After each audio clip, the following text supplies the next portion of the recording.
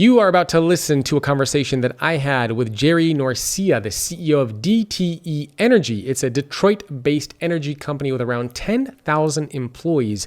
And my conversation with Jerry is a part of the research that I did for my new book, Leading with Vulnerability. I talked to 100 CEOs just like Jerry. I surveyed 14,000 employees around the world. So if you want to learn more and hear from other CEOs just like Jerry, grab a copy of the book. Leadwithvulnerability.com is the URL. This book literally gave me a panic attack writing it. So that alone is a reason enough for why you should grab a copy for yourself and your team. Again, leadwithvulnerability.com. And the full archive of all these episodes, all these podcasts that we're going to be releasing over the coming weeks and months can be found by going to greatleadership.substack.com. Again, that's greatleadership.substack.com. I hope you enjoy this conversation with Jerry Norcia.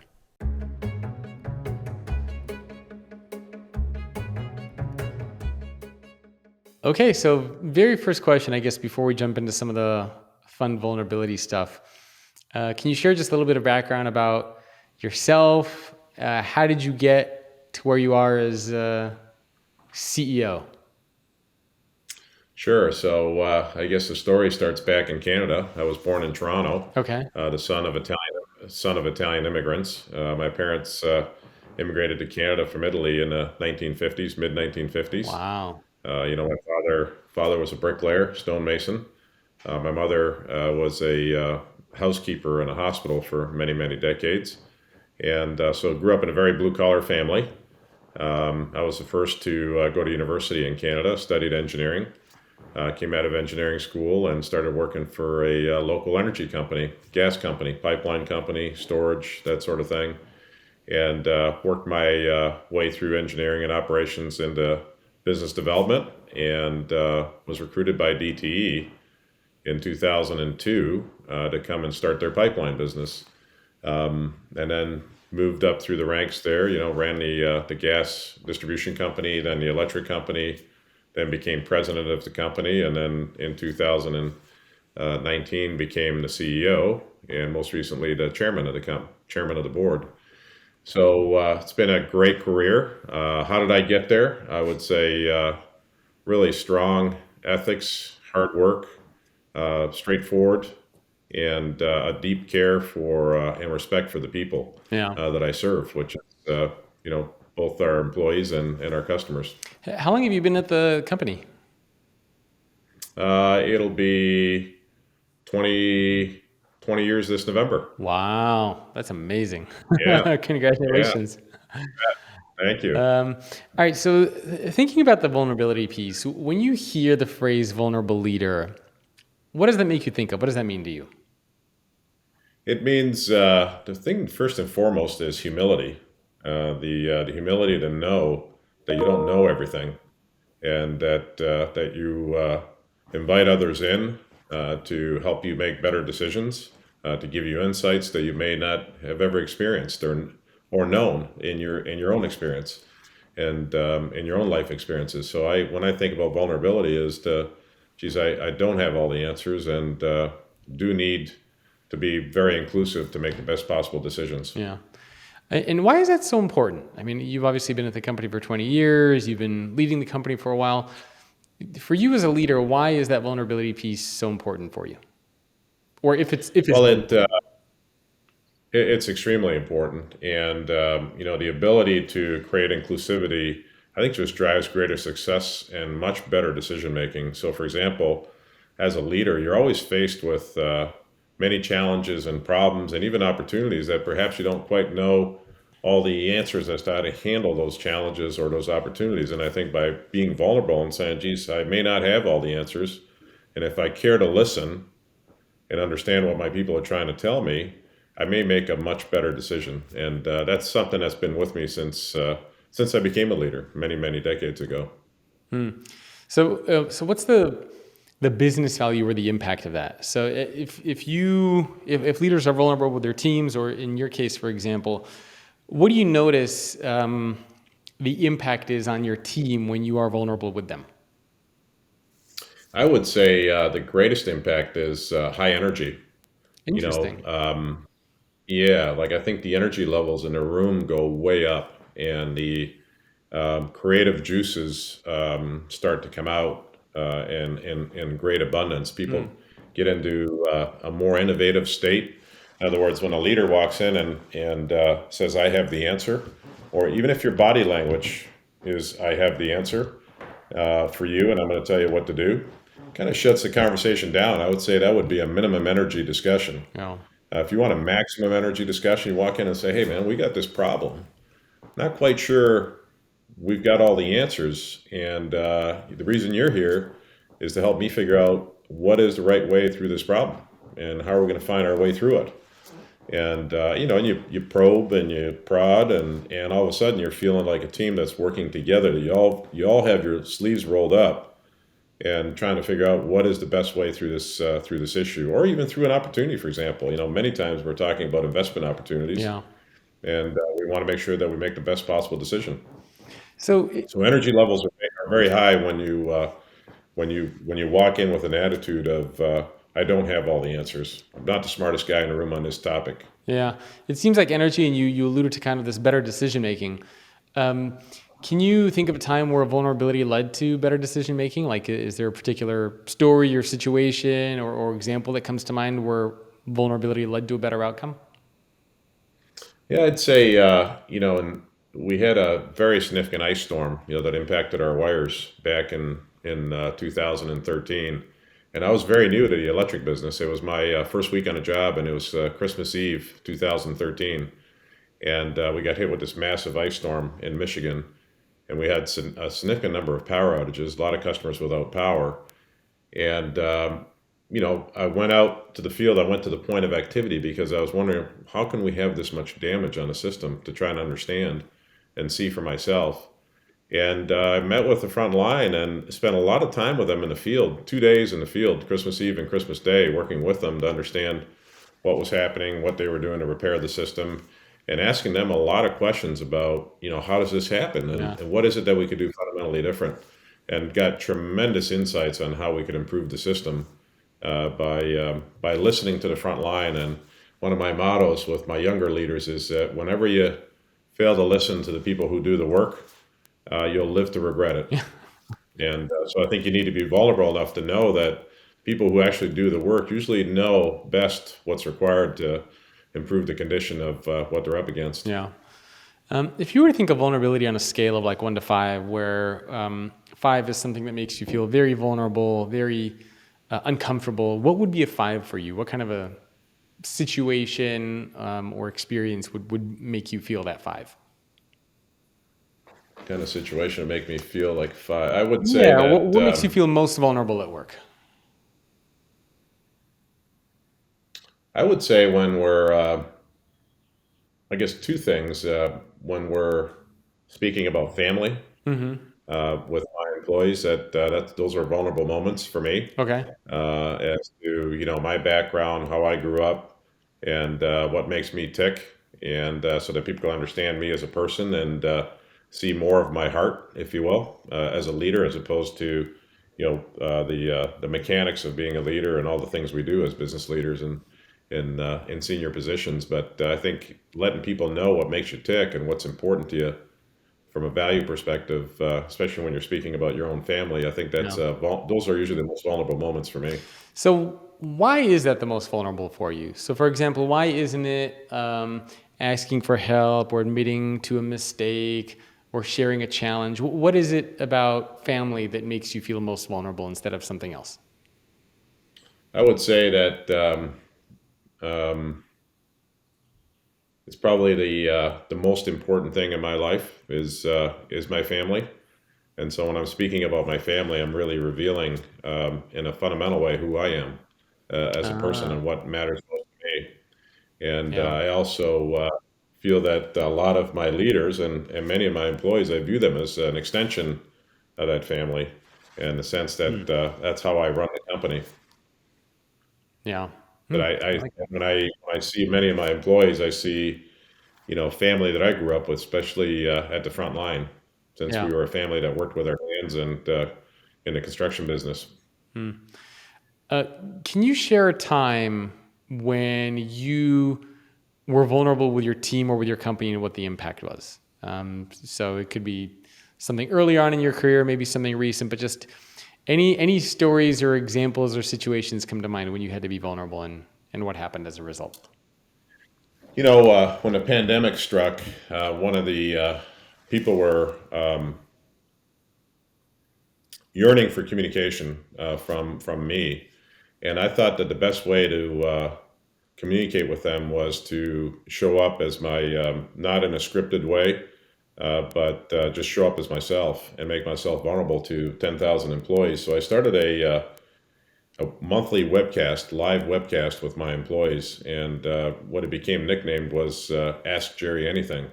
So I would start the conversation, and it would be live, and I would speak for 5 minutes, perhaps 7 minutes. I kept that part short, give people a brief business update on how the business was doing and what I was worried about, what was on my mind, and then I would open up to Q&A to 10,000 people, Wow. and they could ask anything. They could ask anything, and there's upvotes. The most voted up question is the one that Paula and I host a meeting, and she watches the screen to see which question is getting the most votes, and that's the one she puts in front of me, and I answer it. And there's really no scripting in all of that. It's you answer from the heart, Yeah.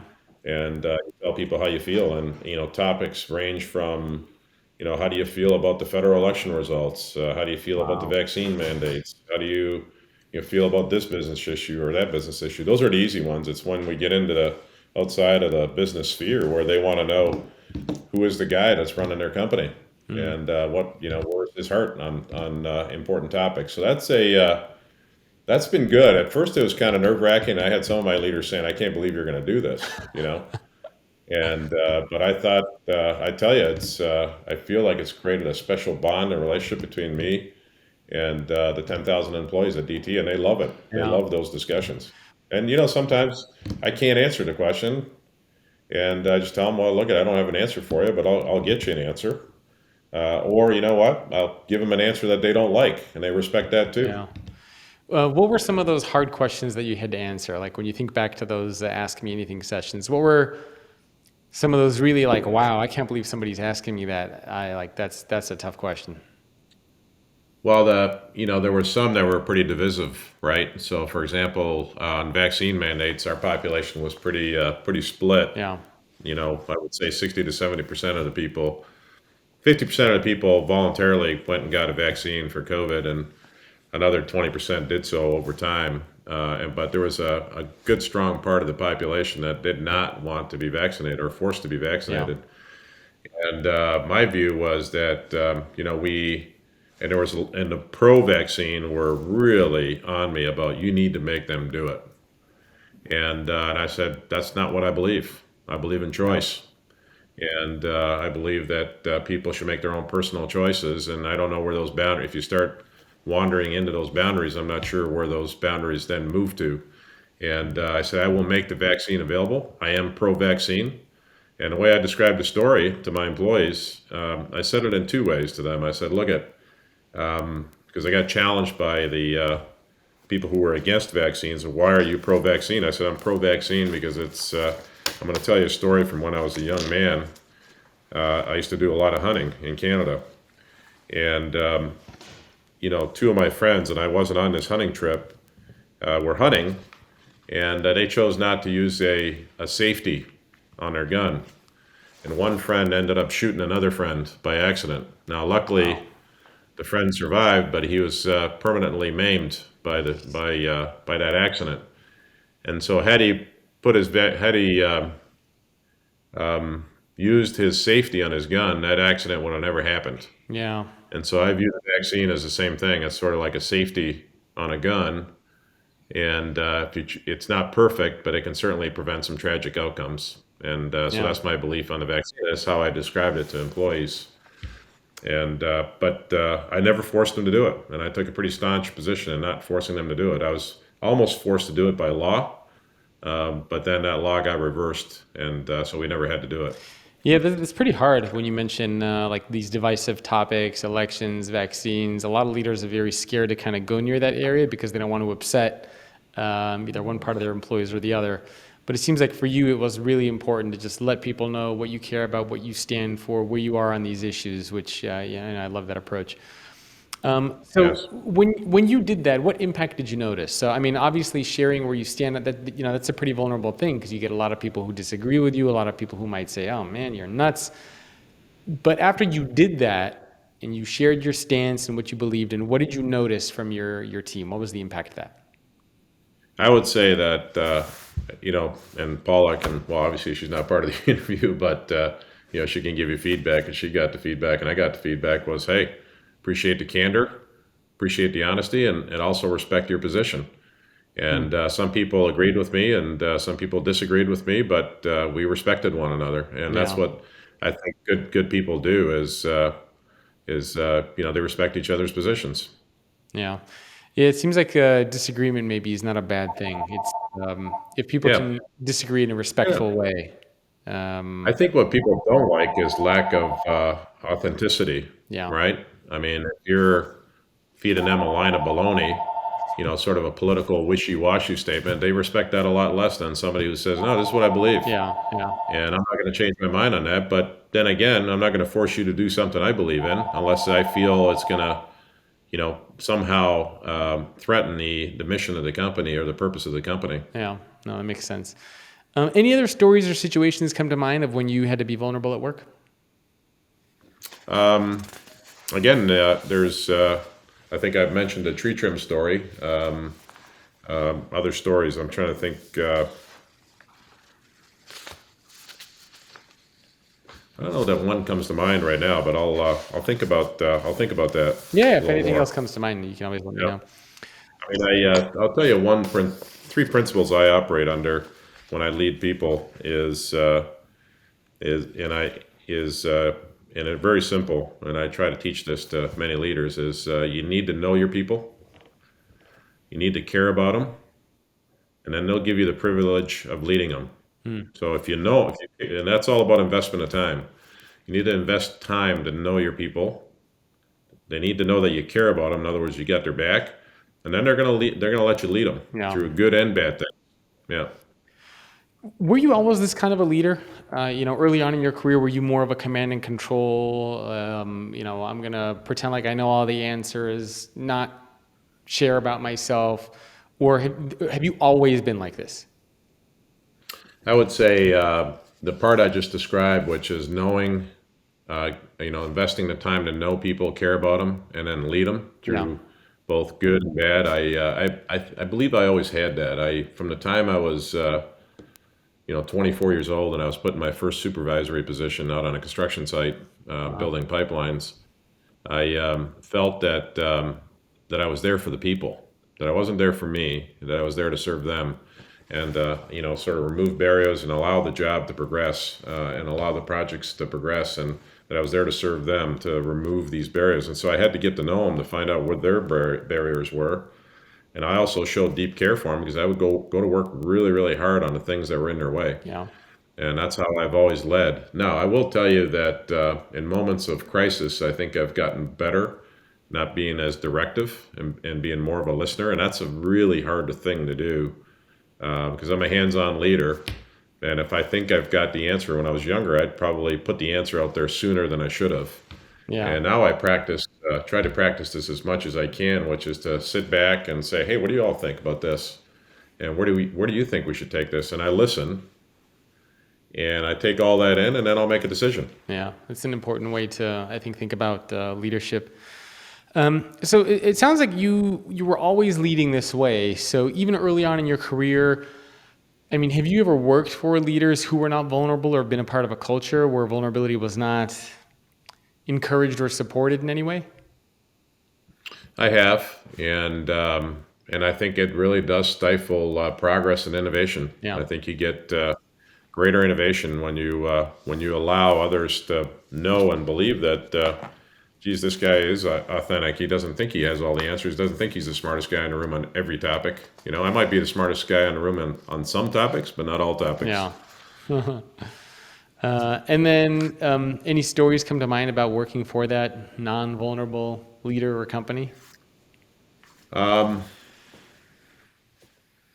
would say that they really had a hard time connecting with their people. I would say that was the downside of that, not being vulnerable. But I also saw that leader transform over time and become more vulnerable. And when I talk to him to this day, he talks about that transformation and how fulfilling it was for him to become more vulnerable and open up more and let people know who he was. And that was a big deal. That was a huge transformation. Then I worked for leaders that it was so natural for them that Yeah. I saw the value of it that I used my own way to sort of mimic that as well, Mm. and also knew that you could change. Yeah. The leader that I was talking about that was made the transformation. I thought, wow, that's a pretty fundamental transformation, and if that's possible, anything's possible. Yeah. One of the things that a lot of people are concerned with, I think, when it comes to vulnerability is how can I be vulnerable without being perceived as weak? Do you have any thoughts or experiences on that? I would say that vulnerability has to be used to arrive at you know optimal decision making, in my opinion, and also to allow the people to know who's behind this leader. What's the heart of the leader. But I think when it can become weakness, if you overuse it, is if you refuse to make decisions and point the company or your team in a specific direction. And but I think if you are a strong decision maker and are willing to take risk and move your organization in a certain direction or your team in a certain direction, I think the vulnerability would be highly respected to say, Yeah. wow, this is a guy that listens, but he also gets things done. Yeah. Sometimes leaders that are too vulnerable, if you overuse that quality, it's like, you become paralyzed, right? You don't make any decisions. And So because you how want do to you keep listening overuse to that? everybody. So I'm curious, when you say How do you overuse, overuse it? yeah, how do you overuse Well, vulnerability? how do you overuse it? I think that if you're vulnerable but not assertive, in the end, I think it can be viewed as a weakness, right? Mm. Be So a in other words, vulnerable leader, if you just walk around and say, I need help, I can't do this, I don't know what's going on, you could say that's right? vulnerability, but in that case, it would be people are like, maybe you shouldn't be having this job. Exactly. Like you need to move the organization forward, right? Yeah. What leaders do is they create hope for the future, right? Yeah. They point to a future place and say, here's where I think we can go. And if you're vulnerable, how you get there, and take the input, but still remain fixated on the North Star of where we need to get to, I think you get a lot of respect. Yeah, I think vulnerability, or not vulnerability, leaders have a unique challenge when it comes to vulnerability because they also have that leadership piece. Whereas if you're not a Hmm. leader, maybe it's a little, I don't want to say easier, but less pressure on you to take that second step. Because as a leader, like you said, you got to have that confidence, the vision. You can say, I need help, but you got to have that leadership piece that comes in it, which I think is very, very important. Um, Yeah, I wrote down. It's funny that you mentioned that because I keep a few things on my desk that I refer to once in a while, and I wrote down three things: lead with confidence, grace, and compassion. yeah. You know, and I think if you manage all three of them well, you can. And the grace and compassion part are really about vulnerability. Yeah. Well, so tell me about the grace and compassion piece. What does compassion, for example, mean for you when you say lead with compassion? Well, that's knowing about, compassion is sometimes people are up against some pretty tough situations, Yeah. whether it's at work or at home. And I think you gotta leave room for that, right? So that's what I would call compassion, is that you need to have some level of empathy as a leader to be an effective leader. And and empathy, I think, is a key part of being vulnerable. Yeah. And grace is sometimes things don't go the way they should. And I could be pretty tough when things don't go well. But I keep thinking about this word, especially in these tumultuous times that we've lived in the last 2 to 3 years as leaders and employees, is give each other a little bit of grace. Yeah. Things aren't perfect sometimes, and or another way to say it is give the guy a break, Yep. and or gal a break, so that let's go at it again. Let's try again, right? Yeah. Yeah. Without destroying their or hurting so badly their confidence or their psyche to be able to continue forward, right? Yeah. Couldn't agree Provide more. provide more encouragement, support. Have you ever been vulnerable at work and had somebody use it against you, or have had vulnerability backfire? Um, the only time I've had things backfire on me with leaders is, I bring my leaders in pretty close in terms of trust, Yeah. and I cut them quite a bit of slack, and not slack, but I give them quite a bit of room to maneuver, right? And knowing that they're expert in a certain area, and sometimes that can be taken advantage of, and it's not ended well, right? So that's something that I've learned, that it's good to bring people really close, but it's also good to have some boundaries, if you will, Hmm. between you and your leaders and your people. So now I'm curious, when you say take it advantage of, is there a story that comes to mind or can you share what happened without giving maybe, I don't know, names? Yeah, yeah.